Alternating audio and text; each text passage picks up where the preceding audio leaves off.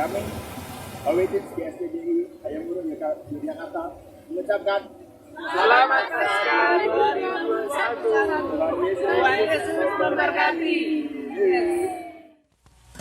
Shalom teman-teman. Shalom. Wah, luar biasa sekali kita dapat berkumpul kembali untuk ikut ibadah Awetins online ini. Ya, Bagaimana kabarnya teman-teman semua? Harus selalu sehat ya semuanya. Iya, harus selalu luar biasa. Kayak kita nih luar biasa. Kita sekarang ada di luar, ada di Lor Sambi. Kita akan mulai ibadah dengan konsep yang baru untuk beberapa minggu ke depan. Semoga kita tetap terberkati. Amin. Nggak bisa kita andalin kekuatan kita sendiri, karena kita harus mengandalkan kekuatan dari Allah, karena Allah sumber kuat kita. Mari kita angkat satu pujian ini.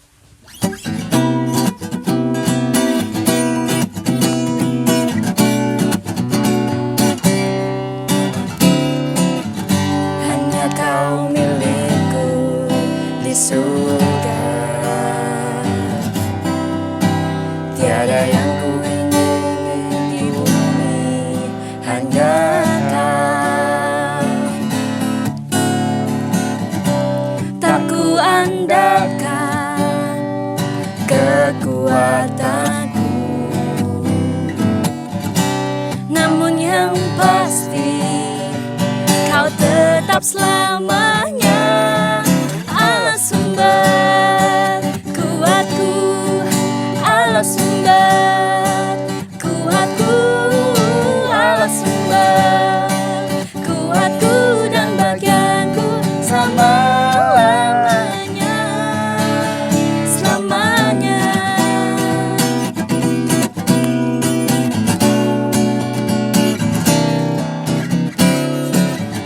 Hanya kau milikku di surga, tiada yang ku ingini di bumi, hanya kau. Tak ku andalkan kekuatanku,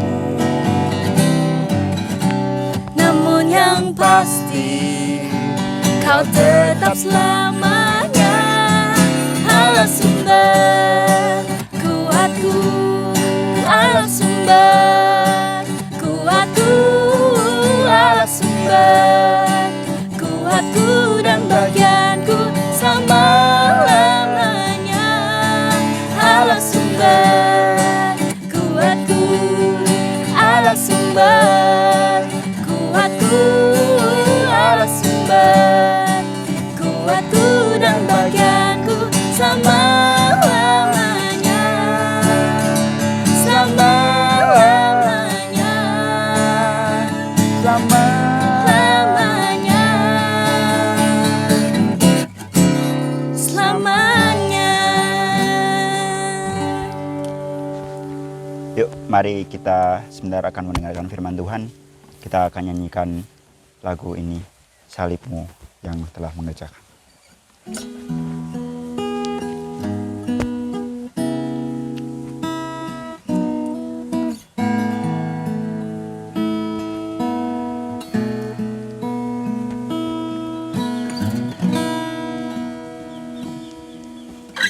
Engkaulah nafasku,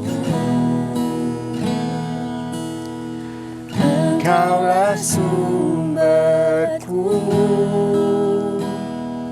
dengan kekuatan salibmu ku dimampukan selalu. Semua perkaraku, semua harapanku, ku bawa kepada salibmu yang menjadi kekuatanku. Salibmu telah mengerjakan keselamatan yang besar bagiku. Ku berdiri menyaksikan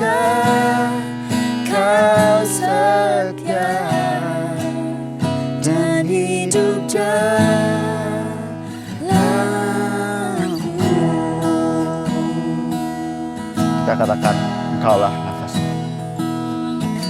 Engkaulah nafasku, Engkaulah sumberku. Dengan kekuatan salibmu, ku dimampukan selalu. Semua perkaraku, Semua perkaraku,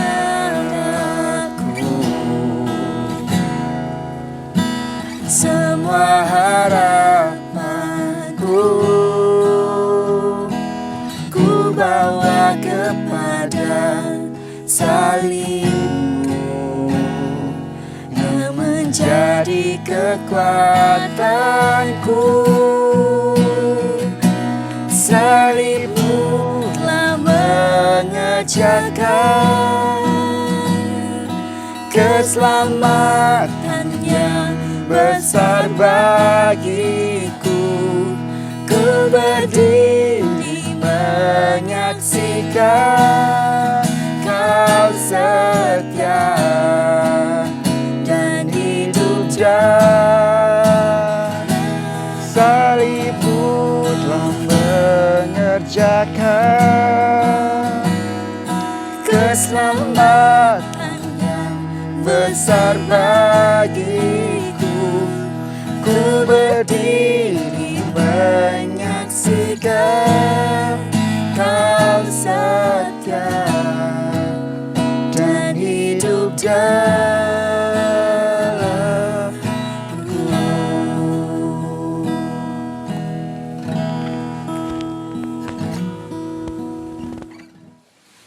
Selamat pagi teman-teman, apa kabar?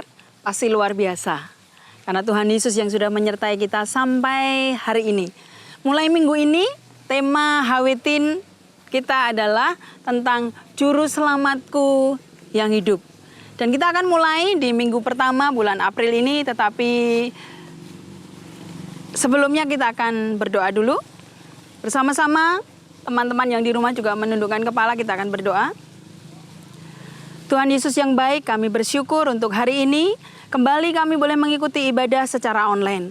Bersamalah dengan kami karena kami percaya Engkau Allah yang Maha Hadir, ada dimanapun kami berada. Kami siap menerima kebenaran firman-Mu di dalam nama Tuhan Yesus Kristus yang ajaib. Haleluya. Amin. Tema minggu pertama bulan April adalah kematian dan kebangkitan Yesus. Hari Jumat yang lalu, tanggal 2 April, teman-teman memperingati apa? Iya, betul. Jumat Agung, hari kematian Tuhan Yesus. Dan itu diperingati oleh seluruh dunia. Berbahagialah kita yang ada di Indonesia, dijadikan libur nasional, yaitu wafatnya Isa Al-Masih. Sebelum kita melanjutkan firman Tuhan, kita buka ayat yang pertama, menjadi ayat hafalan kita. Kita ambil dari Roma 6, ayat yang ke-9.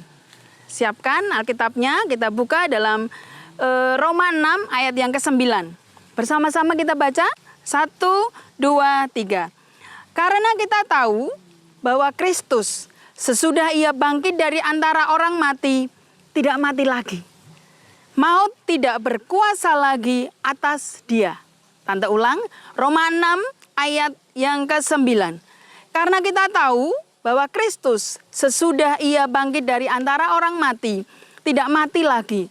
Maut tidak berkuasa lagi atas dia. Itu menunjukkan bahwa Kristus adalah Tuhan. Kita akan belajar makna apa di balik Paskah ini.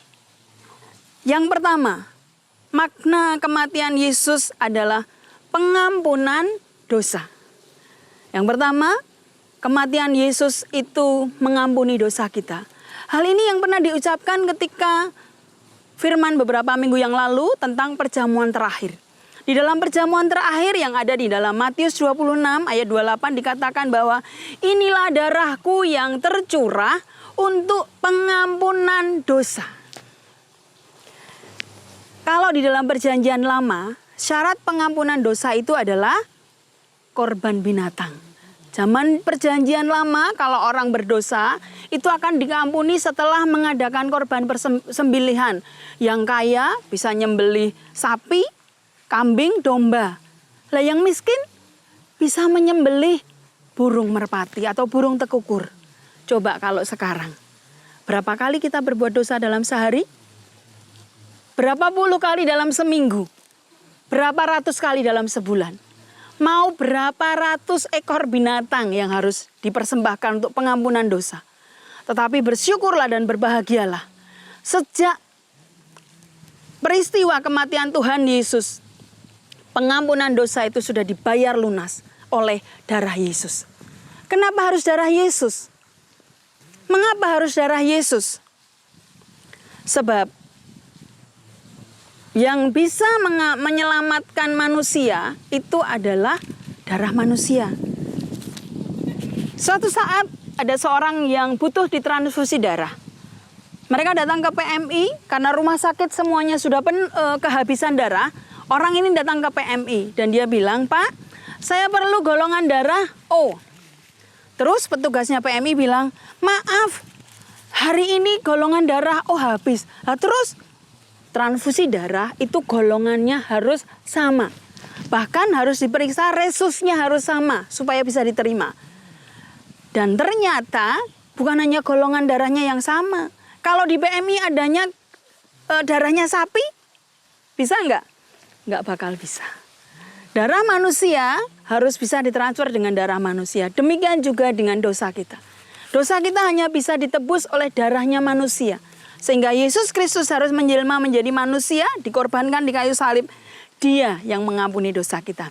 Makna yang pertama tentang kematian adalah pengampunan dosa. Dan sekarang makna yang kedua. Kematian Tuhan Yesus itu memulihkan hubungan manusia dengan Tuhan. Ketika Adam Hawa, manusia yang pertama diciptakan, kemudian jatuh dalam dosa, diibaratkan hubungan manusia dengan Allah itu putus.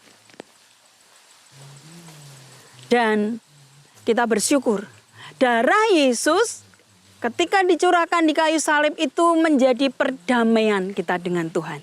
Dan saat itulah kita diperdamaikan dengan Tuhan, hubungan manusia dengan Allah kembali dipulihkan. Buktinya ketika tirai terbelah menjadi dua di bait suci saat Tuhan Yesus menyerahkan nyawanya. Itu menunjukkan bahwa hubungan antara ruang kudus dan ruang maha kudus itu sudah boleh bebas dilakukan. Kita akan melihat bahwa darah Yesus itu menjadi pendamai ada di dalam Roma 3 ayat yang ke-25. Bersama-sama kita akan lihat lagi Roma 3 ayat 25. Tante Suryani bacakan, teman-teman yang di rumah menyimak dan boleh membaca. Kristus Yesus telah ditentukan Allah menjadi jalan pendamaian karena iman dan darahnya. Tante ulang bagian depan. Kristus Yesus telah ditentukan Allah menjadi jalan pendamaian karena iman dalam darahnya. Darah Yesus yang tercurah itu menjadi pendamaian antara manusia dengan Allah. Tidak dihukum selamanya. Tadi yang pertama ada pengampunan dosa, yang kedua ada pemulihan, dan yang ketiga makna Paskah adalah menyelamatkan kita dari dosa. Sesuai dengan tema kita mulai minggu ini, juru selamatku yang hidup. Yang menyelamatkan itu adalah tugas juru selamat. Dan hanya bisa dilakukan oleh Yesus ketika dia mati di kayu salib. Dikatakan bahwa upah dosa itu adalah maut, titik. Tidak ada setengah maut, seperempat maut, sepertiga maut, tidak. Upah dosa adalah maut, tetapi apa? Karunia Allah adalah hidup yang kekal. Dicatat dalam Roma 6 ayat 23. Roma 6 ayat 23. Tante bacakan supaya tidak salah. Roma 6 ayat 23. Dicatat di situ. Sebab upah dosa ialah maut, tetapi karunia Allah ialah hidup yang kekal di dalam siapa? Kristus Yesus. Bukan di dalam oknum lain, bukan di dalam seorang nabi yang besar atau tokoh Alkitab yang besar, tetapi hanya di dalam Kristus Yesus ada karunia. Makna Paskah dari kita, pengampunan dosa, pemulihan hubungan kita dengan Allah, dan keselamatan, bebas dari dosa. Ketika pada hari yang ketiga, murid-murid merasa ketakutan, dan para wanita akan ke kubur Yesus. Ini akan diceritakan oleh minggu depan. Tetapi apa yang terjadi? Meskipun Tuhan Yesus divonis tidak bersalah oleh Pontius Pilatus, oleh Raja Herodes, tetapi masa saat itu menginginkan harus mati, salibkan dia, salibkan dia. Dan Yesus harus menjalani hukuman yang mungkin belum pernah dilakukan, dengan dihina, disiksa, diludahi, dipakaikan mahkota duri seperti itu. Penderitaannya luar biasa. Bahkan tidak sampai berhenti di situ. Ketika harus mati dan seorang yang bernama Yusuf dari kota Arimatia meminta izin kepada Pontius Pilatus untuk memakamkan Yesus di guanya. Selain di dalam kubur gua itu, ternyata juga ada batu besar seperti ini. Batu besar yang ada di belakang Tante Suryani. Tante Suryani bayangkan, itulah yang menutup kubur Yesus. Tidak hanya ditutup dengan batu yang besar, dimeteraikan supaya tidak ada orang yang mencuri mayat Yesus, supaya tidak ada yang mengutak-utik makam Yesus. Tetapi apa yang terjadi? Pada hari yang ketiga, kubur itu kosong. Kubur kosong membuktikan dia hidup. Coba kalau sampai hari ini kita masih bisa melihat mayat Yesus.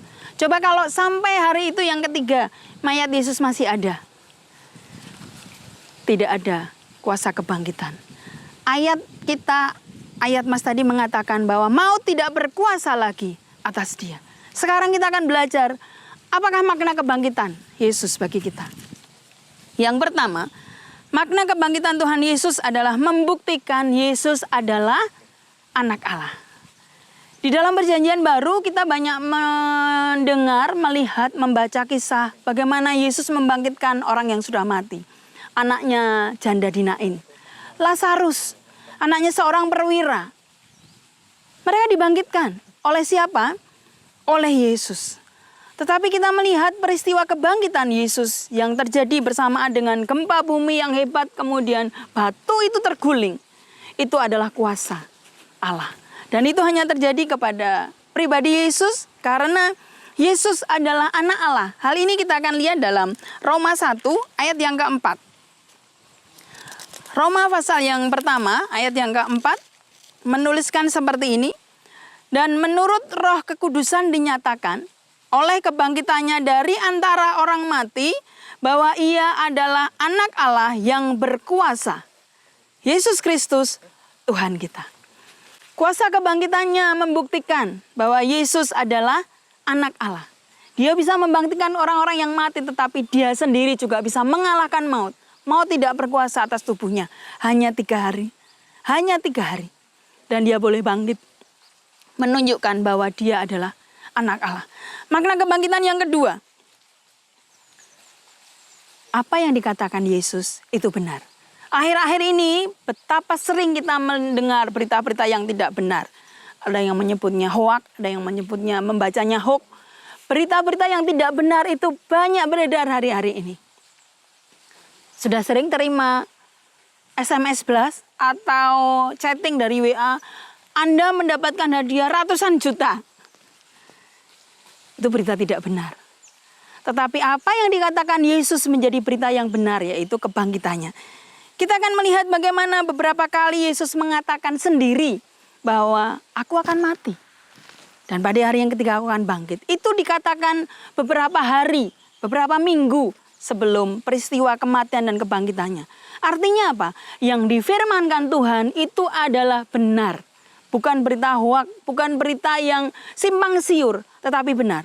Kita akan lihat bagaimana Yesus menceritakan tentang dirinya ada di dalam Matius 20 ayat yang ke-19. Matius 20 ayat yang ke-19, bersama-sama kita akan membaca. Ayat 19.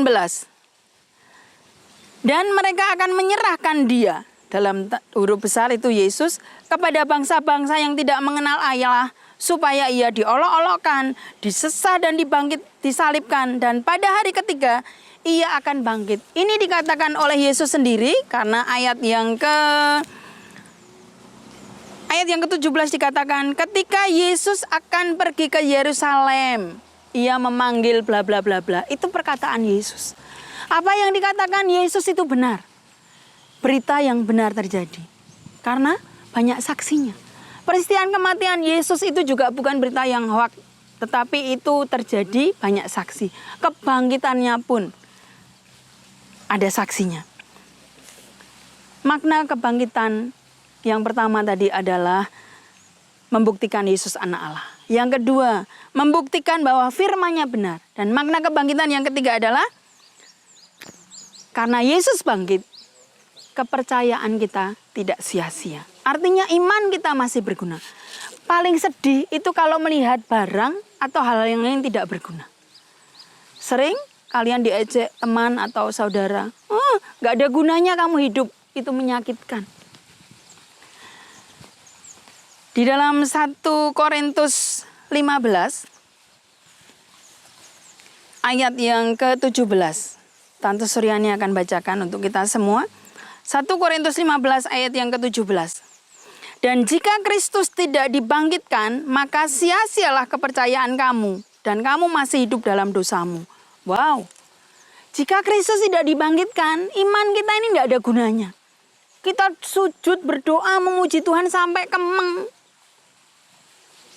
Tidak ada gunanya kalau Yesus tidak bangkit. Bersyukurlah bahwa kisah kebangkitan Yesus itu benar-benar ada dan nyata. Sehingga Rasul Paulus bisa mengatakan bahwa iman kita tidak sia-sia. Berapa puluh tahun kita menjadi orang Kristen? 10 tahun? 5 tahun? Baru sebulan yang lalu? Bersyukurlah. Iman kita tidak sia-sia. Sebab Kristus bangkit. Kepercayaan kita tidak sia-sia sebab Kristus bangkit. Makna kebangkitan yang luar biasa. Makna kematian yang luar biasa. Dan atas kasih Yesus sebagai juru selamat kita yang hidup, iman kita tidak sia-sia. Tetaplah beriman, tetaplah minta Roh Kudus berkarya atas hidup kita. Untuk kita mempercayai bahwa kebangkitan Yesus mengampuni dosa kita. Kebangkitan Yesus itu memulihkan hubungan kita. Bahwa kebangkitan Yesus menunjukkan Dia anak Allah. Bahwa kebangkitan Yesus menunjukkan bahwa firman-Nya ya dan amin. Kiranya Roh Kudus bekerja atas kita semua. Memperingati kematian dan kebangkitan Tuhan Yesus. Semakin membuat iman kita percaya. Semua tokoh agama boleh mati, tetapi tidak ada yang seperti Yesus bangkit pada hari yang ketiga. Terus percaya Tuhan Yesus juru selamat kita, yang mengasihi kita, yang mengampuni kita, dan iman kita tidak sia-sia. Amin. Firman Tuhan cukup sampai di sini. Tetap jaga kesehatan semua, ikuti protokol kesehatan yang berlaku, tetap semangat, tetap sehat. Bersama-sama kita akan menyanyikan lagu Salibmu yang telah mengerjakan perkara yang besar. Salibmu menyatakan bahwa kami diampuni. Amin.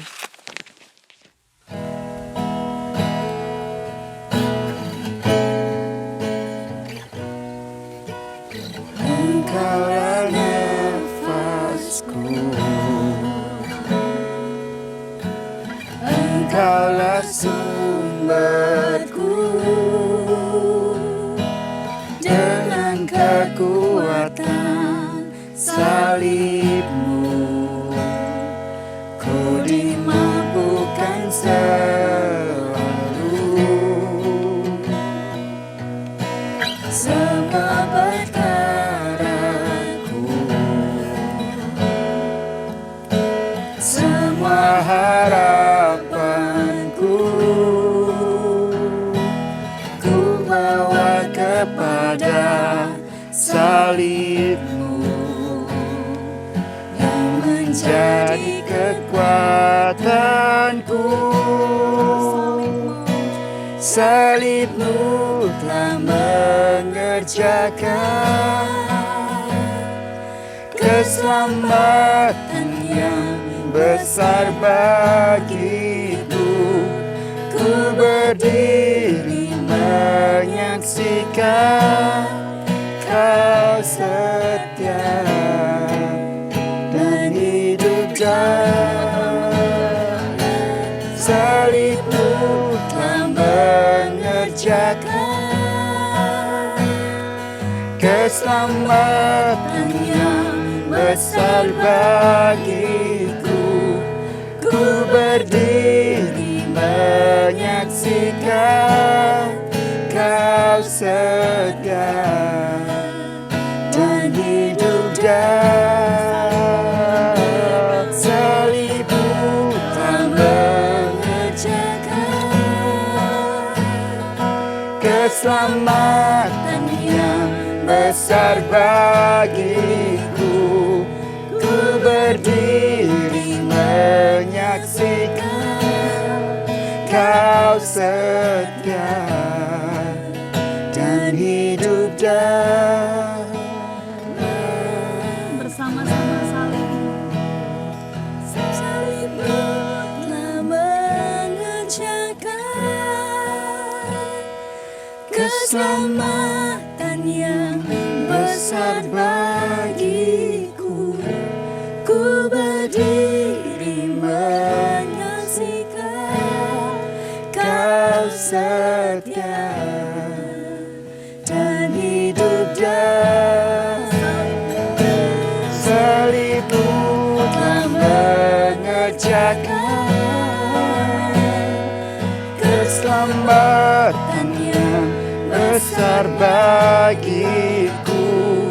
Ku berdiri menyaksikan Kau setia dan hidup dan